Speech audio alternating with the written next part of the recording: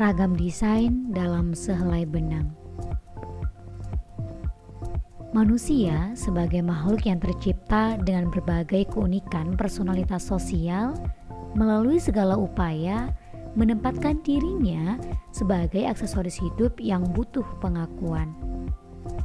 Makhluk yang sadar esensi keberadaannya di bumi pertiwi adalah sebagai makhluk sang khalik, namun terus meningkatkan eksistensi diri dengan kelebihan yang sebenarnya bisa orang lain lampaui.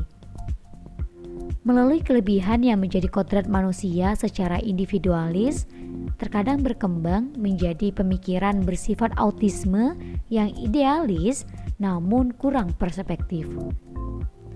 Berangkat dari kata beragam, keunikan tercipta dengan berbagai sudut pandang, arah perilaku tindakan, dan pengembangan nilai kebinekaan dalam diri secara personal.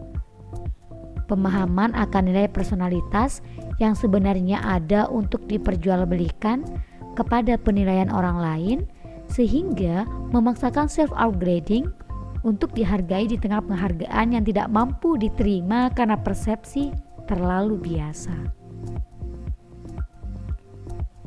Kebinekaan merupakan cerminan keberagaman.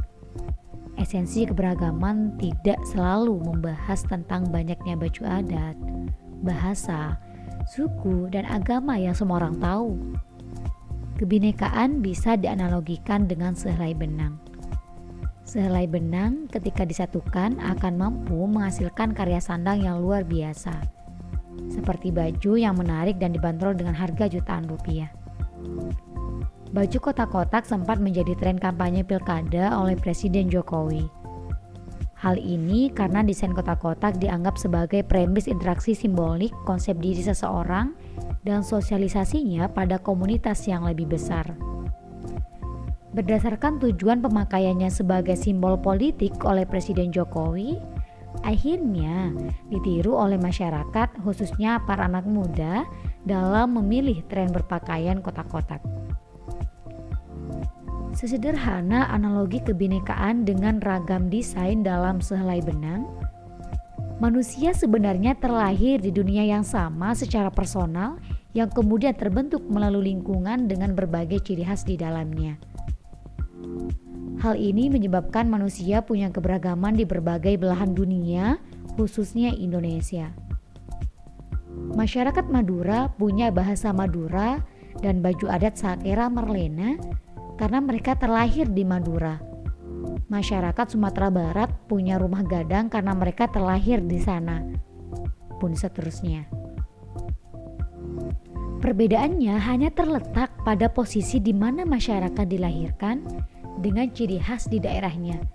Sedangkan toleransi setiap manusia tidak ada tetapan kadar dan syaratnya.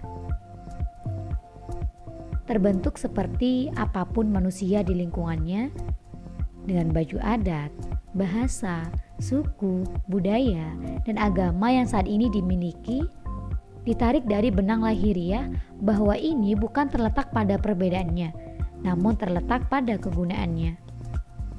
Hal ini berkaca pada benang dengan warna yang beragam, namun bisa saling menguatkan dan menciptakan suatu ragam desain ketika dipersatukan. Seperti desain kotak-kotak yang tidak beraturan dengan warna-warni ragam motif pun warna. Keberagaman hanya sebuah ragam desain.